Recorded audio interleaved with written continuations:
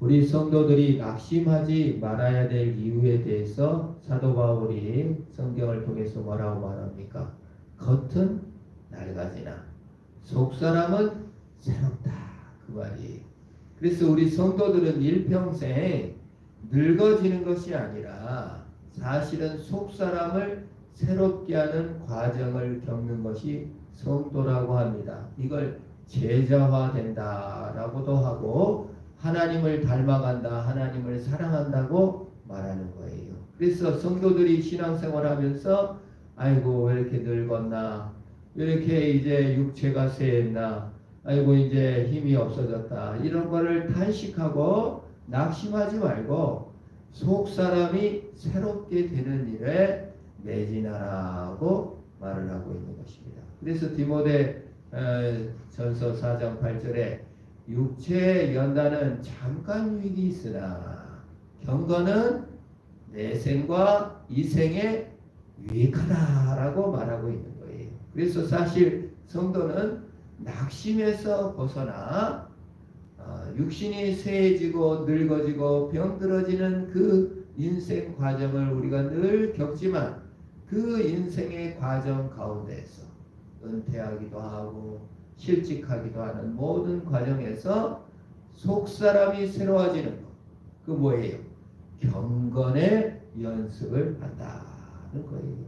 육체 연습도 중요하죠. 그러나 경건의 연습은 이생과 내생에 영원히 유익한 경건의 연습을 하는 것입니다. 그것이 성도들이 가야 될 희망이요, 꿈이요, 제자 훈련인 거예요. 그래서 신자의 마지막은 하나님을 견고하게 의존하는 경건의 훈련을 날마다 더하는 삶이 돼야 낙심치 않아요. 이 경건의 훈련이 안 돼 있으니까 우리가 너무 쉽게 낙심하게 돼요. 이게 특별히 육신이 연약해질 때, 나이 들 때, 참 90, 80대는 뭐예요? 노년기에 접어들죠. 노년기에 뭡니까? 직장을 잃죠. 돈이 없어요. 건강하지가 않아요. 고독해요. 친구가 없어요. 그러니 자꾸 낙심이 돼요. 뭘 해보려고 안 되는 거예요. 우리 어머니가 종종 한숨 쉬며 낙심하는 게 뭐예요? 마음은 다 할 수 있을 것 같은데 뭘 못하는 거예요. 우리 어머니가 고리뼈 다친 것도 왜 다쳤어요? 그 딸이 와서 딸한테 김장 좀 해서 보내려고 수도가에 앉으면서 고리뼈가 부러진 거예요. 그거 어떻게 할 수가 없는 거예요. 뭐 특별히 한 것도 없는데 앉아갖고 그냥 두둑했는데 우리 여기 와서 한 달 반인가요? 계셨나요? 꼼짝 못하는 거예요. 그러니까 막 이게 아무리 의지가 강하고 마음이 강해도 이게 육신이 연약해서 꺼져버리니까 이걸 막 의지를 누구를 안 할 수가 없는 거예요. 그래서 노년기, 인생의 참된 의미, 경건의 훈련, 그 경건의 훈련이 무엇인가? 육체는 연약해지는데 경건의 훈련을 하라니, 아니 젊어야 교회도 나가고 눈이 밝아야 성경도 보는데 도대체 무엇을 경건의 훈련이라고 우리가 볼 수 있을까요? 무엇이 육체의 연약함에도 불구하고 영원히 경건하고 소망스럽고 낙심치 않고 희망이 될 수 있을까요? 제자 훈련의 마지막, 이게 뭘까요? 하나님 의지하는 겁니다. 독립적으로 물론 살지만 인간은요 서로에게 짐이 되기 위해서 태어났어요. 유전자가 설계됐어요. 그렇게 하나님께서 설계하셨어요. 우리가 태어날 때 누구를 의지합니까? 응애 태어나면 그렇게 하나님 설계하셨어요. 걷지도 못해요. 앉지도 못해요. 뒤집지도 못해요. 엄마가 전적으로 도와줘야 돼요. 젖을 먹이고 기저귀를 갈아주고 씻겨주지 않으면 아이는 살 수가 없어요. 그게 하나님의 설계예요. 하나님은 사람이 남을 의지하도록 만드셨어요. 물론 이제 그 인생 과정을 통해서 독립하지만 또 죽을 때가 그래요. 나이 들어서 어떻게 해요? 아무것도 스스로 할 수 없는 거예요. 다쳐봐요. 병들어봐요.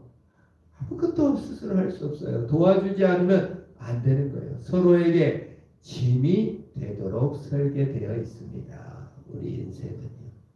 우리가 교회 생활한다는 게 뭐예요? 사실 나 짐 되기 싫다. 아니에요. 서로 짐을 져주는 거예요. 사도 바울이 뭐예요? 서로 짐을 나눠 져라. 그게 신앙생활이에요. 그게 경건의 훈련이에요. 남 의지하는 법. 남 의지하는 게 막 이렇게 의존적으로 매달린다기보다 하나님 절대 신뢰하는 법을 배워가는 과정이 영적 훈련이요. 제자화요.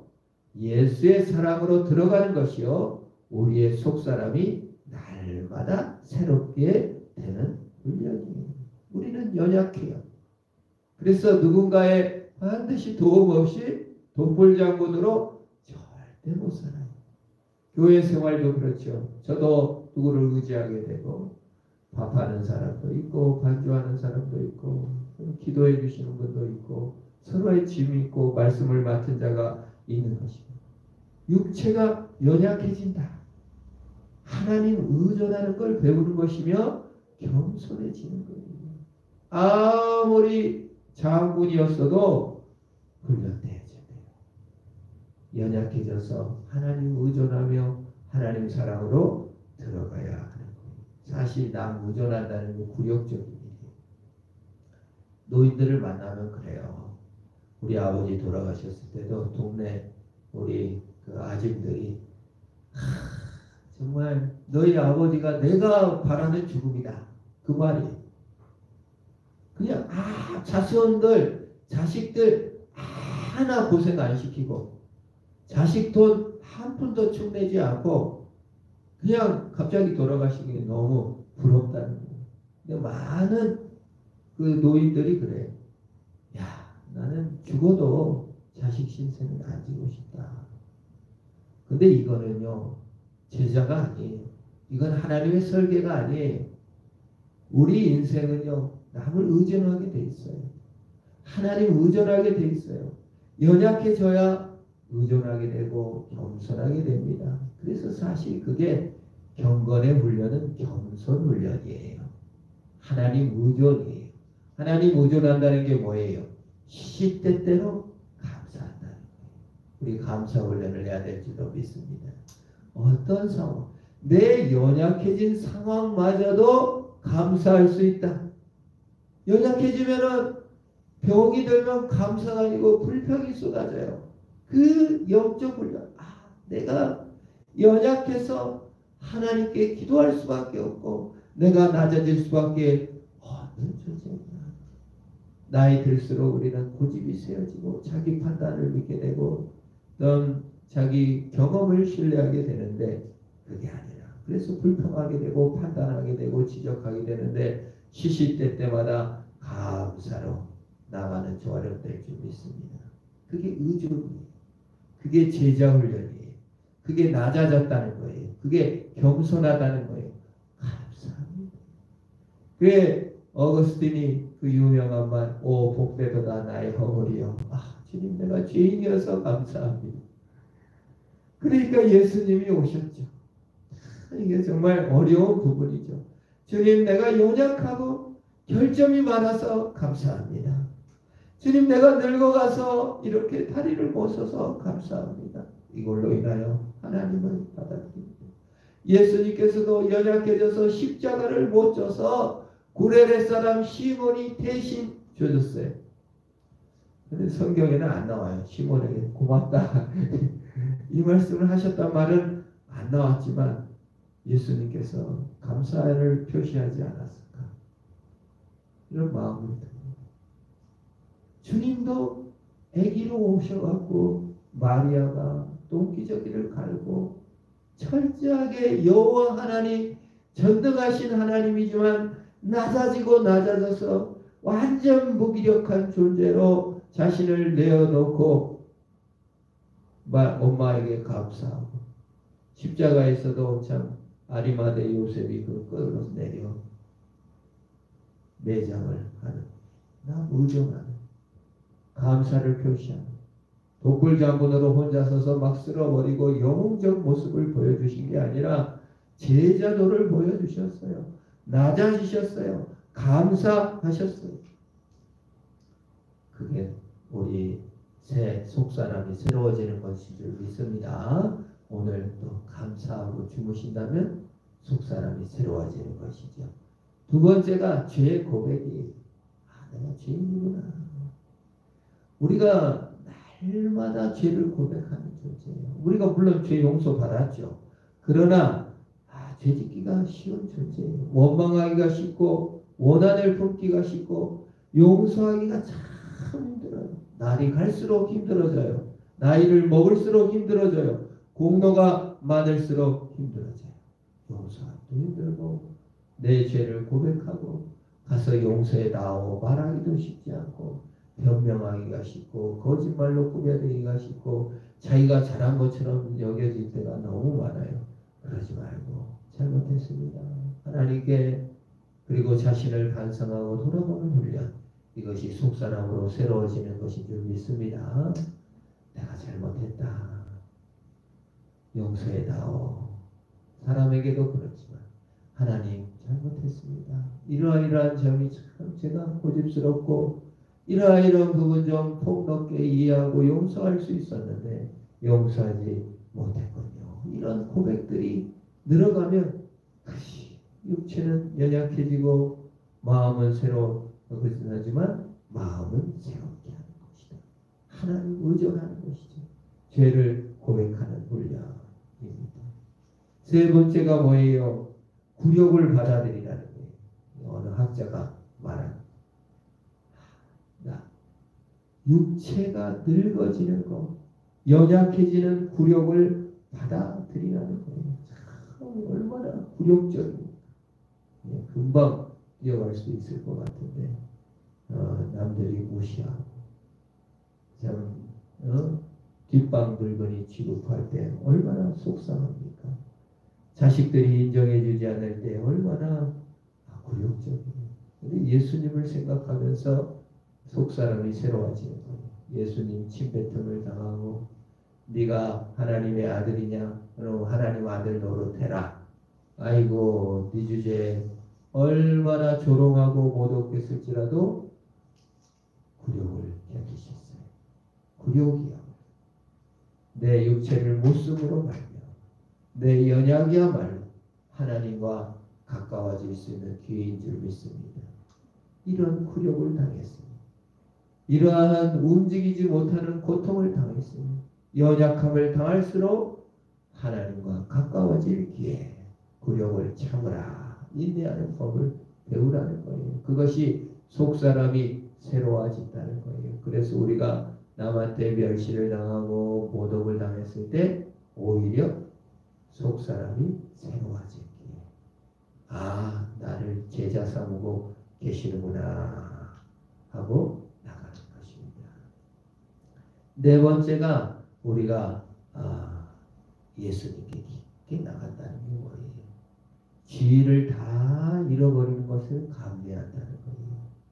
세상 주의를 다 잃어버려요. 사실 엄마의 자리도 자녀들이 다 떠나면 또 회사 다니면 부장, 과장, 선생님 나이 들면 아무것도 없어요. 우리의 신자의 단 하나의 주의, 다 주의를 잃어도 예수님과 가까이 하는 주의는 잃지 않는 것입니다. 나이가 들었다, 연약해졌다, 고난이 왔다, 다 잃었어도 속사람 예수님과 가까이 나아가는 것은 계속된다. 이 훈련을 해야 돼요. 하나님과 가까이 가는 훈련, 굴욕을 참는 훈련, 그것을 우리가 해 나아가는 것입니다. 그게 예수님 닮은 훈련이에요. 우리의 걸어갈 감사 훈련, 죄 고백의 훈련, 인내하는 굴욕을 받아들이는 훈련, 예수님과 가까이 나아가는 훈련, 희망을 품는 훈련을 해야 돼요. 다섯 번째죠. 웃음과 유머를 잃지 않는 노인이 되었으면 좋겠어요. 우리가 옛날 어렸을 때를 생각하면 동네 할아버지 꿀밤 할아버지가 있었는데 항상 인상을 쓰고 계시고 그 근처만 지나가면 꿀밤을 먹는 거예요. 그래서 어린 마음에 노인들은 저렇게 인상을 쓰시고 가까이 오는 사람들 이렇게 때리는 사람이구나. 예수 믿고 드는 생각이 나이 들었을 때 좀 웃어줄 수 있고 나이 들었을 때 좀 희망을 갖고 인내할 수 있고 여유가 있는 훈련, 우리 속사람이 여유가 좀 있는 사람이 훈련되어졌으면 좋겠다. 젊었을 때는 인생의 부조리, 사회 부조리 이런 거를 도저히 참아낼 수가 없고 억울하고 분통 터진 일이 얼마나 많습니까? 그러나 우리가 나의 훈련되질수록 하나님 앞에 갈까 갈수록 제자가 된다는 게 뭐예요? 인생의 부조리에 대해서 여유를 갖게 되고 내 자신의 연약함, 내 자신의 바보스러움을 참지 못하고 이렇게 했었어야 되는데 하고 자신을 탓하고 한스럽게 생각하고 내 보잘것없음에 대해서도 좀 여유와 웃어줄 수 있고 남의 보잘것없음 연약함을 막 분석하고 판단하는 것보다 좀 속사람이 새로워진다는 게 뭐예요? 여유를 좀 갖고 서로 짐을 져줄 수 있는 관계. 그냥 털끝 하나 먼지는 것이 아니라 하나님의 설계가 그렇게 남을 의존하도록 설계하셨고 우리의 어린 과정이 그렇고 우리의 나이 든 과정이 그렇습니다. 혼자 독불장군으로 설 수는 없는 겁니다. 폴 투리라는 유명한 신학자가 있는데 그분이 노년 심리학이라는 책에서 이런 글을 썼어요. 우리는 더 인격적이 되라는 인간, 더 인격적인 인간이 되라는 부르심을 노년에 받는다. 그 말이에요.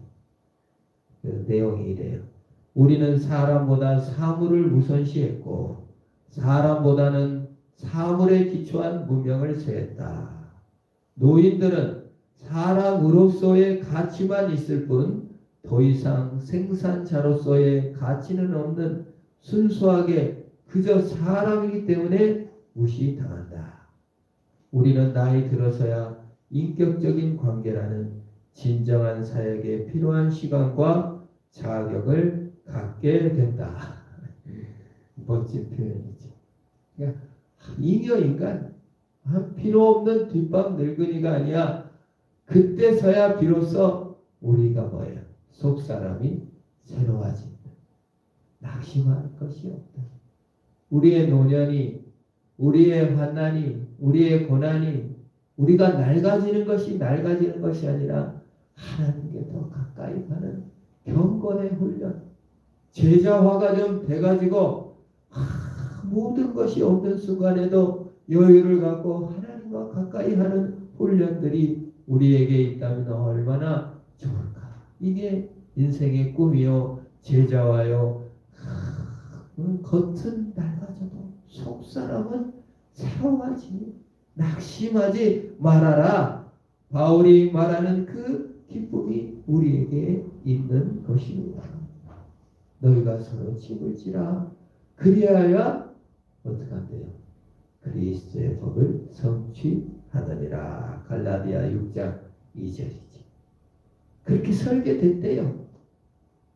그래서 우리 교회는요, 사실 누가 잘하나가 아니라 서로 짐을 지는 공동체인 거예요. 예수님께서도 지존자이시고 전능하신 하나님인데 짐이 되셔갖고 마리아의 짐이죠. 요셉의 짐이죠. 얼마나 요셉에게 민폐를 끼쳤습니까? 정혼자의 아내, 정혼자가 아기를 임신해 갖고 왔는데 자기 아이가 아닌 아이를 요셉이 키워줬기 때문에 요셉의 신세를 졌어요. 마리아의 신세를 졌어요. 낙태하지 않고 그 전 사회의 이목과 모독을 감내해 줬어요. 그이 얼마나 실수를 졌습니까? 얼마나 짐이 됐습니까? 근데 또 예수 그리스도께서 인류의 죄짐을 지고 십자가에서 죽으셨잖아요. 그게 우리 신자의 완성의 길인 것입니다. 서로 짐을 지라. 그리하여야 그리스도의 법을 성취하리라. 오늘날 우리의 것은 낡아집니다. 과거로 돌아가서 새로 살아보고 싶을 때가 얼마나 많을까. 그러나 우리의 연약함, 우리의 못남, 우리의 실수들 한번 웃어주고 이게 제정합니다. 그래, 내가 연약하니 예수 그리스도를 신뢰하지. 우리의 죄 느낄 때마다 변명하지 않고 주님 용서해 주세요. 내가 이렇게 연약합니다. 한 번 더 주님께 가까이 가.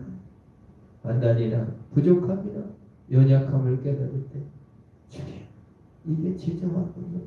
주님을 더 가까이 갑니다.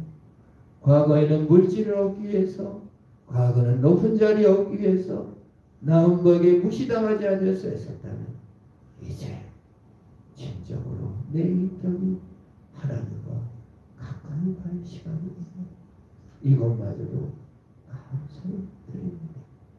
이런 영적인 훈련들이 우리의 인생에 날마다 더한다면 얼마나 감사합니다. 우리 거친 낡아지나 우리 속사람이 제자가 되고 훈련되어져 감사와 죄 고백과 하나님과 가까이 가고 우리 지위가 사라져도 인격적 존재로서 하나님과 더욱 가까이 가는 모든 은혜가 우리에게 넘쳐나기를 축원합니다. 기도하겠습니다. 하나님 아버지 감사합니다. 우리의 겉사람은 낡아지나 우리의 속사람은 날로 새롭도다. 우리가 낡아지고 낙심되어지고 무능해질지라도 혹 오늘 하루 좌절하고 실망했을지라도 우리를 사랑하시는 예수 그리스도를 향한 사랑과 그분을 닮아감과 그분 앞에 감사함과 죄 고백과 굴욕을 참는 믿음과 하나님 앞에 달려나가는 더 가까이 나가는 믿음의 훈련들을 해나가게 하여 주사 우리로 세상에 부유한 자가 아니라 하나님 사랑에 부유한 자가 다 되게 하여 주옵소서. 예수님의 이름으로 기도합니다. 아멘. 하늘에 계신 우리 아버지 이름을 거룩하게 하시며 아버지 나라가 오게 하시며 아버지 뜻이 하늘에서 같이 이 땅에서도 이루어지게 하소서. 오늘 우리에게 일용할 양식을 주시고 우리가 우리에게 잘못한 사람을 용서해 주고 같이 우리 죄를 용서해 주시고 우리를 시험에 빠지지 않게 하시고 악에서 구하소서. 나라와 권능과 영광이 영원히 아버지의 것입니다. 아멘.